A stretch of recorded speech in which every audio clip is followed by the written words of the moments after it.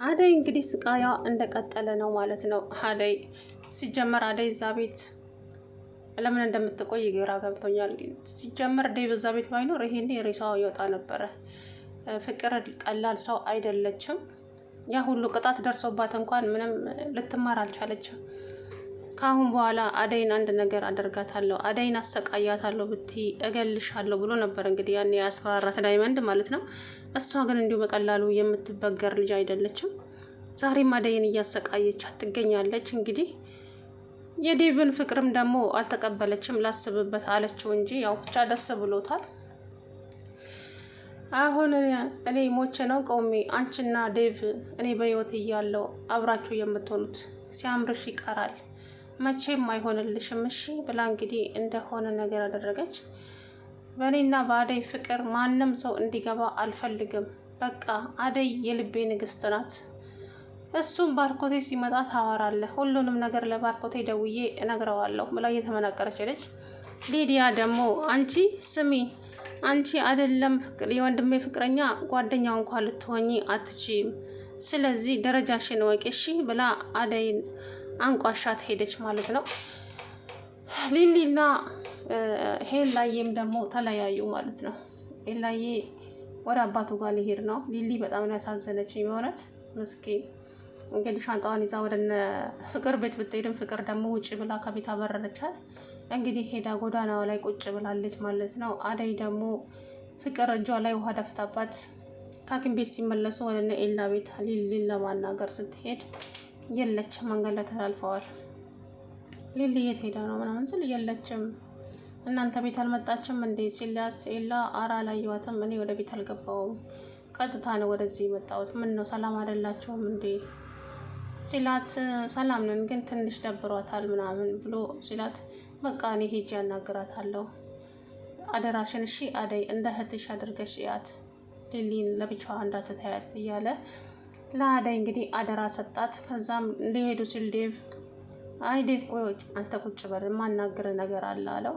ለዴቭ እንግዲህ አደራ ሰጠው። ልክ እንደ ሊዲያ አድርገህ ሊሊን ተንከባከባት፣ የሚያስፈልገውን ነገር እኔ በወሩ ልካለሁ፣ ይሄ ሚስጥር ደግሞ በእኔና ባንተ መሀል ይቅር አለው። ምንም ችግር የለውም፣ እኔ እንደ ሊዲያ አድርጌ አያታለሁ፣ በቃ አሁን መሄድ አለብኝ ብሎ ሲሄድ እንግዲህ ፍቅር ቁጭ ብላ እየጠበቀቻቸው ያለ አንቺ ምን ልትሰሪ እዚህ ቤት መጣሽ?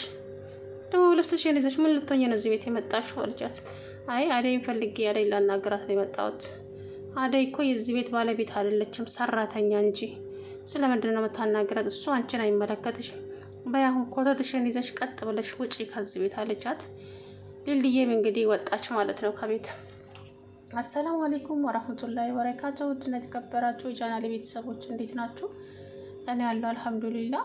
እንግዲህ አደይ ስቃዩዋ እንደቀጠለ ነው ማለት ነው። አደይ ስቃዩዋ የሚያበቃበት ጊዜ ናፍቆኛል እውነቱን ስነግራችሁ ማለት ነው። እሷም ደግሞ አሁን ላይ ግን ጎበዝ ሆናለች። በነገራችን ላይ አልረታም እያለች ነው እንግዲህ ዴቭና ማነሱ ባርኮቴ፣ አረ ይሄኛው ዳይመንድና ኪንጎ አሁንም ሊያግቷት ነው።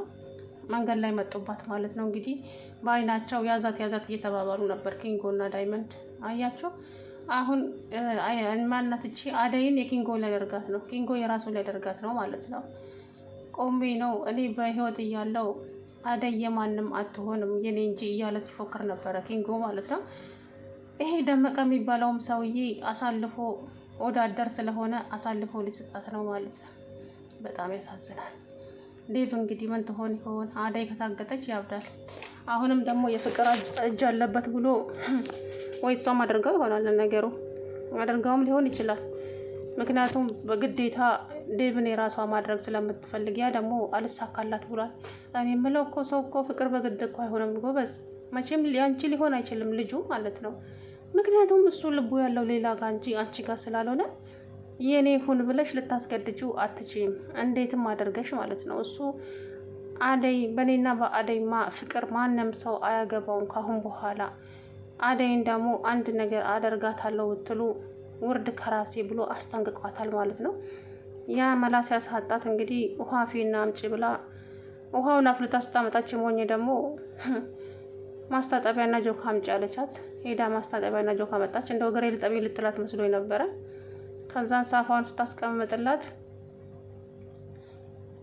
እንትን ጫማዬ ሶፋ ስር ገብቷል አውጭልኝ ብላ ጎንበስ ስትል እጇ ላይ የፈላ ውሃ ጨመረችባት ማለት ነው። እኔ እንደው ተቀብዬ ነበር አንገቷ ላይ መደፋው ያንን ውሃ። የምሬን ነው። ምን አባቷ ስለሆነች ነው እሷ እንዴ ናትና። ትዕግስትም ልክ አለው ከጎበዝ። እንግዲህ አደይ ስቃይዋ እንደቀጠለ ነው ማለት ነው። ኤላና ሊሊም ደግሞ ተለያዩ። ኤላም ወደ አባቱ ጋር ሊሄድ ነው። ሊሊዬም ደግሞ በጣም ያሳዘነችኝ እውነት ለመናገር እንግዲህ ምስኪን አንዳንድ ጊዜ ህይወተኛ ባሰብናት መንገድ አትሄድም። በተመልሳ እንግዲህ ሁሉንም ነገር አንተ እኮ 18 ዓመት አልፈዋል፣ ምንድነው አባቴ የምትለው? እሳቸውም የራሳቸው ኑሮ ይኑሩ፣ ምንድነው በአንተ ጠልቃ የሚገቡት? አንተ እኮ መወሰን ትችላለህ። ሊሊዬ እኔ እንዲከፋሽ አልፈልግም፣ ግን ደግሞ ከአባቴ ፍቃድ መውጣት አልፈልግም ማለት በቃ ሂድ፣ እኔም ኑሮ የኖርኩትን ኑሮ ህይወትን እኖራለሁ፣ ለእኔ አታስብ ብላ አሳዘነችኝ በእውነት። ሄደች እንግዲህ በቃ ይሄ ነው ህይወት ማለት አደይ እንግዲህ እሷን ፍለጋ ወደ ቤት ስትሄድ የለችም። እሷም ወደ ቤት ሳትደርስ እንግዲህ ኪንጎና ዳይመንድ አግተዋታል ከመንገድ ላይ ማለት ነው። አይ ይሄ ማነክ ዴቭ ምን ይሻልክ ይሆን? አጀብ ዴቭ ማበዱ ነው አሁን። ምክንያቱም ከዛም ለባርኮት ነግሬ ደውዬ ሁሉንም ነገር ነግሬዋለሁ፣ ጉዳቸውን ተናግሬያለሁ እያለች እንግዲህ ስታወራ እቺ ማናት ስሟ? ኧረ ስሟን ጥሩልኝ አቦ። እቺው ፍቅር ተናግሬያለሁ ጉዳቸውን። እናም አትሆንህም እሷ አደይ መቼም ላንተ አትሆንም። ባርኮቴን አታይም እንዴ? እሷን ጥሎ ወደ ቤዛ እንደሄደ በቃ አደይን ከዚህ ቤት እናባራትና እኔ እናንተ የራሳችንን ኑሮ እንኑር እያለች እሷም ለራሷ እኮ ነው። ግን እሱ መቼም የእሷ ሊሆን አልቻለም።